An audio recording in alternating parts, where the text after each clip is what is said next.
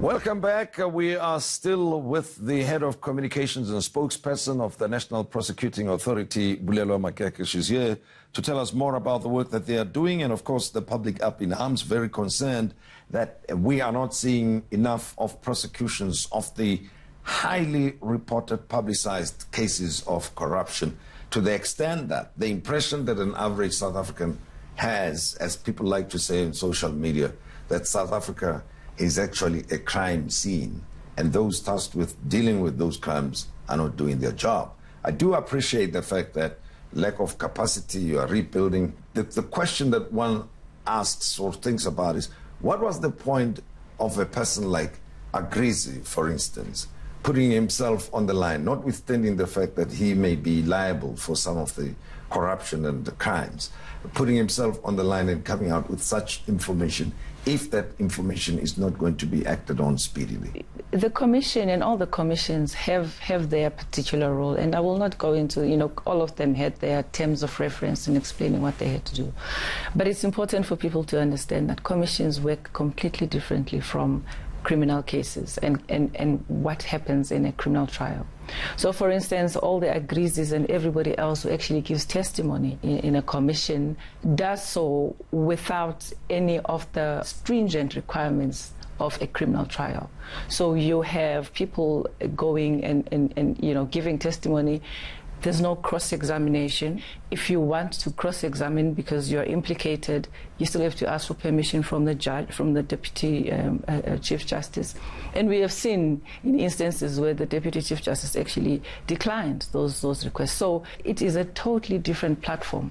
But what it does do, maybe both good and not so good, is that the good is that the information is coming out, and it does to a large extent give those kinds of leads to the investigators, the hogs, because then they're able to follow what is coming out. But even those things that are said in a commission are not things that you can take straight from there and take to court. But here's another problem that you, as the NPA, I think the politicians are also saying that you are compromised and that you might be pursuing cases against those who belong to certain factions, especially within the governing party.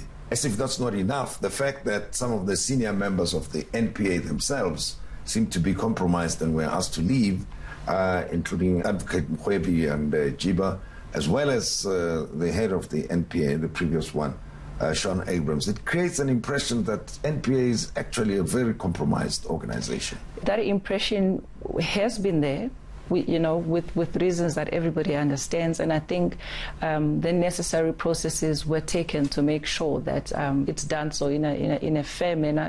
Commissions, the Mkhoro Commission gave those findings. When the National Director started last year, one of the things she clearly understood was that she actually needed to have a clean leadership, right from the top. Because if she was going to come in and be able to do the rebuilding, it needed to start from the top. And with all the processes that were correctly followed, that has happened, as with the commissions. But also we have other Deputy National Directors that have retired or, have left. That has left the space for the National Director to be able to get in a new leadership team that will actually form part of her strategic direction going forward. And so it's important strategically and operationally to have that that leadership level. Even at the directors of public prosecutions level, the current issue that's facing the National Director at the moment, there's a lot of litigation around some of those positions, so that we are working with a lot of acting positions still, which is a big problem also. I mean, if you understand the importance of a director of public prosecutions, and that is the head of a jurisdiction, that's where all the decisions to take whether to prosecute or not are taken, actually. So it's very important to be able to have permanent people there that are credible, that are put in a way that is transparent and everybody has confidence in them, and for them to actually be able to lead the entire jurisdiction. So those are all the things that actually impacted on the image, as you rightly say, put in the ports as part of the rebuilding phase. The other part was the issue of low morale. As you can understand, if you're working with a workforce that's at 20% deficit, clearly because now there's workloads are doubling, tripling sometimes. You have people who have to work in higher positions without actually being remunerated for that. It's been a stretch that has led to a lot of burnout for the prosecutors. Well, so all those things are clearing now. We've got money. Of course, I've just focused on one part of the priority crimes in the country. There are many other crimes that have got to be dealt with, right, that impact on people or affect people more directly, and they want answers to, whether it be murder cases, femicide, rapes, and a whole variety.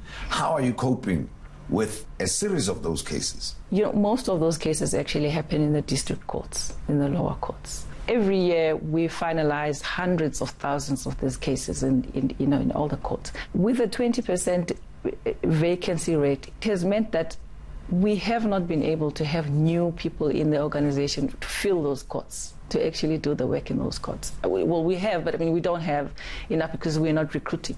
So those are things that have started to work already now, because last year in October, we actually finally given more budget, which was a whole doing on its own. And I just really need to tell you that was no easy task, because you would know that the government was saying we are stretched, everybody must just make do with what they have. But we eventually managed to get that kind of money because of the kind of commitments also that the national director had to make sure that. A quick question I have to put in before we end the conversation. There was talk that you're recruiting some of the top advocates, senior counsel types to join you, to help you, to assist you with your prosecutions of especially the more complicated corruption cases. Can you update us on that? They're not recruited. They're not part of the NPA.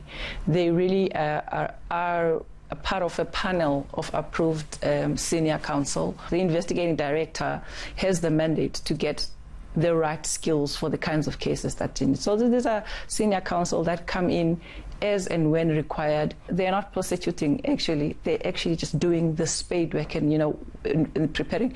And they've actually been drawn in on the basis of the fact that they have worked on some of these cases in another capacity. So, for instance, if you think about Mr. Bulelwa, which is one of them, he has worked extensively on the Transnet space. Has done investigations around the trillion. So it has a wealth of information that helps and speeds things along. But also they bring that expertise, because we do not have a lot of that senior expertise. Well, I go back to what you said earlier on. You said the Estina dairy matter is going to be before the courts imminently. Yeah. Soon. Soon is better. Yes. Well, I don't know. I don't want to be put in that space where I actually have, and then I have to come back again and say, but you said it was going to happen in a week.